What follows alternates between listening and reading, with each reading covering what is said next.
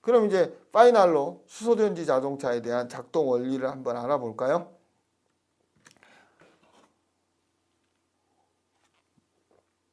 자, 그러면 수소전지 자동차에 대한 발전 방향에서 내가 인터넷에 있는 걸 잠깐 여러분한테 갖고 왔습니다. 자, 그러면 우리가 보통 1세대 아니면 2세대, 차세대, 미대 이렇게 볼 수 있어요. 자, 여기서 가장 핵심은 뭐냐면요.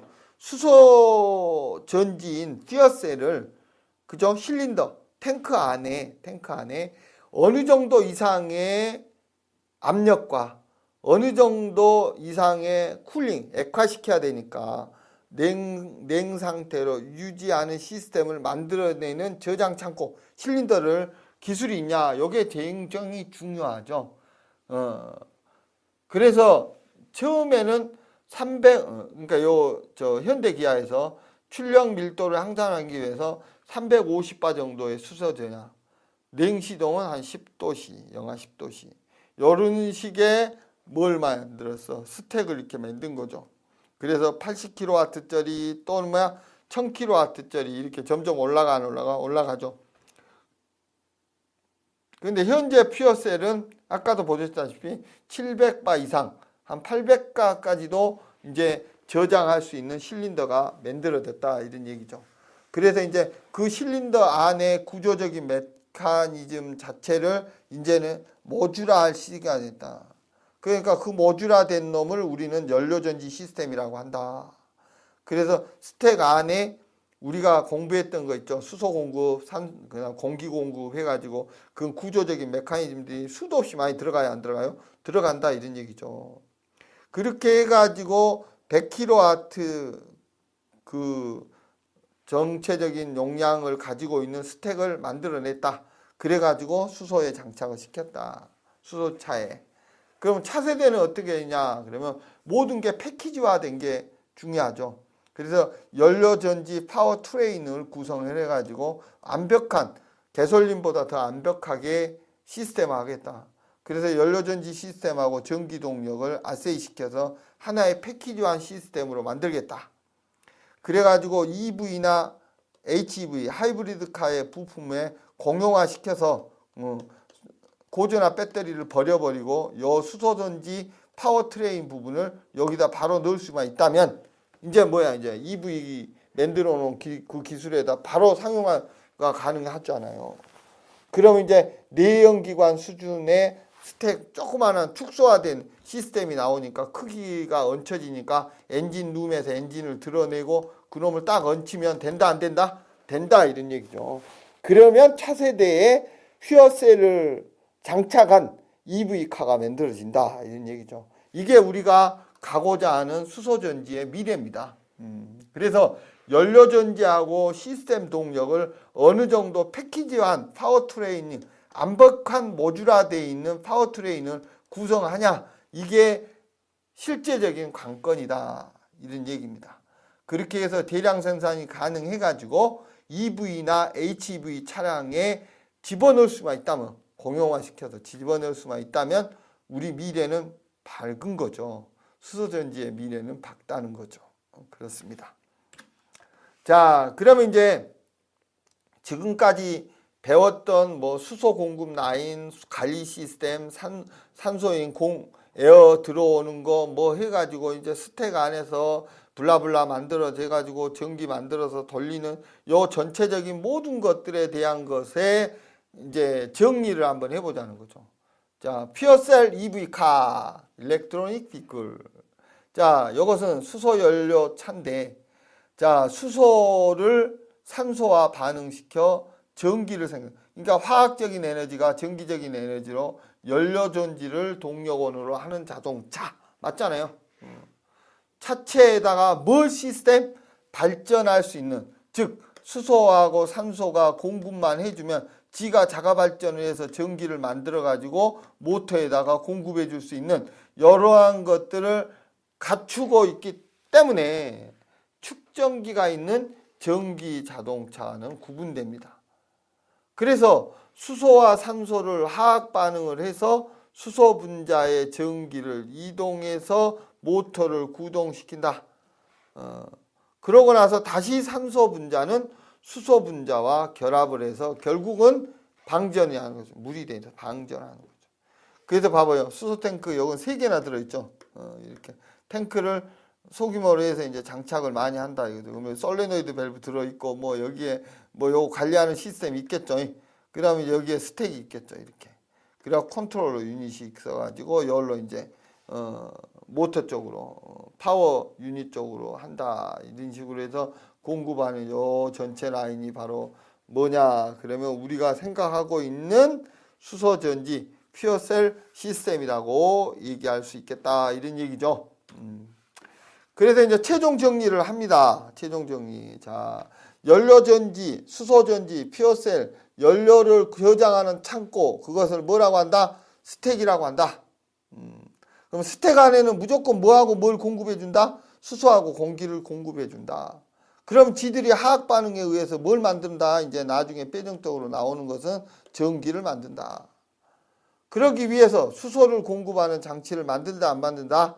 그렇죠? 연료 전지 스택에 수소를 공급하는 장치를 만들고 그 다음에 공기를 공급하는 장치를 만들고 그렇죠? 공기 스택에 공기를 전달하는 만들고 그래가지고 수소를 공급하는 저장 장치 안에 수소 저장 창고인 탱크 안에서 수소를 공급하는 놈을 타고 이리 들어오고 그 다음에 외부에서 외기에서 들어온 공기가 열로 들어오고 그렇죠. 이런 식으로 들어오게 된다. 근데 여기서 핵심이 700바인 고압을 뭐야 이제 한 9.5바 정도의 저압의 수소로 만들어서 넣어준다 이런 얘기죠. 그래서 압력 제어가 필수적으로 이루어져야 된다. 여기가 핵심이다. 그래서 그 제어하는 놈을 레귤레이터라고 했다. 기억나시죠? 그 다음에 이 전장장치 예술입니다. 이 전장장치. 여기는 고전압이 흐른다. 고전압이 흐른다. 그럼 고전압이 흐르는데 자 스택에 의해서 배터리 소스 전기 고전압이 나온다 이런 얘기죠. 그러면 여기는 인버터라는 놈이 있다. 그럼 인버터는 뭐냐 BLAC 모터라는 놈의 삼상을 공급해주는 인버팅하고 여기에 MCU가 있다 이런 얘기죠. 그래서 고전압이 나오면 인버팅을 해서 이러면 요 자체가 굉장히 고전압이 흐르는 전기장치다 이런 얘기죠. 그래서 열관리 시스템이 필요하다 안 필요하다.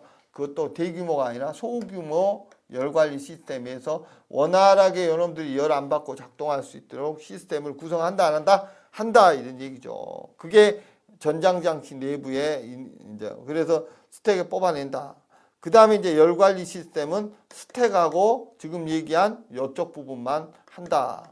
그래서 스택은 중요했었죠 아까. 그렇게 해서 구성된 게 연료전지 전체 구성 시스템이다. 그래서 이제 이 연료전지를 제대로 HEV나 EV에 호환되게만 만들어내면 이제 하이브리드카나 전기자동차에 고전압 배터리는 버려버리고 연료전지 시스템을 집어넣으면 바로 이제 우리가 상용화된 수소전지 자동차를 볼 수가 있다라는 거죠. 그래서 여러분이 이 부분에 대한 것은 실습은 못하지만 전체적인 동향이 우리 자동차 전자 제어 부분에 자동차의 미래가 이렇게 서서히 바뀌고 있다 안 바뀌고 있다라는 것을 알아둬야 된다 이런 얘기죠. 자, 그래서 수소전지 자동차의 에너지 흐름 최종적으로 정리합시다. 자, 1번 뭐에 이렇게 들어오죠. 자, 뭐가 들어옵니까? 여기서 700바 정도를 9.5바 정도로 쫙 해서 수소 공급 시스템의 고압 상태를 저압으로 바꿔서 연료전지 스택으로 들어오는 게 첫째. 두 번째, 연료전지 스택 안에서 수소와 산소가 만나면서 물이 되면서 전기가 발생된다 블라블라블라블라. 그렇게 해가지고 세 번째 고압 케이블 라인을 타고 열로 하나 전기적인 놈의 배터리로 이동을 해서 거기에 충전된 배터리 차량으로 모터를 구동을 한다. 이게 바로 수소전지 자동차의 에너지 흐름의 핵심이다. 정리합시다. 자, 그럼 이제 마지막으로 우리가 이제 뭐냐면 그 투싼이라고요. 이제 수소전지 자동차가 하나 나온 게 있어요. 이것에 대한 그걸 내가 왜 이렇게 넣어놨냐 그러면 기본적으로 우리가 현 시대의 차량은 이렇게 지금 수소전지가 나왔다라는 것만 여러분한테 이제 물론 다른 차 나온 거 많아요. 그런데 이제 투싼에 대해서 한번 보자 이거죠. 연료전지 스택은 최대 용량이 100kW급입니다. 그러니까 물론 구동 모터도 100kW죠. 그 다음에 수소 탱크는 700바 정도를 유지합니다.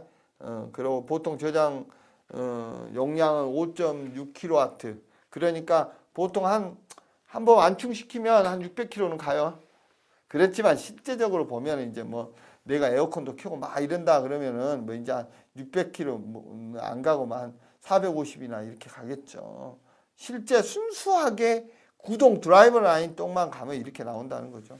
그래서 뭐 한 400km도 쓸 수 있는 거고 내가 많이 써버리면 그 다음에 이제 저장 창고로서 24kW급의 리튬이온 폴리머 배터리를 부저적으로 사용합니다. 왜냐하면 산소는 계속 만들어내는데 전기를 만들어내는데 모터 쪽으로 다 가란 법 없잖아요. 그러면 버릴 수 없잖아요. 그러니까 배터리에 전기를 넣어놔야죠. 최소 속도는 한 100km/h 정도. 그 다음에 가속 성능, 순간 가속이죠. 그 1에서 100km까지 쫙 붙을 때 12초 정도 걸립니다. 그래서 이제 여러분들이 이것에 대한 내용은 나름대로 이제 한번 쭉 보시고 수소전지 자동차는 이 정도 수준의 현 수준을 유지하구나. 요거까지만 알아두시면 되겠습니다. 수고하셨습니다.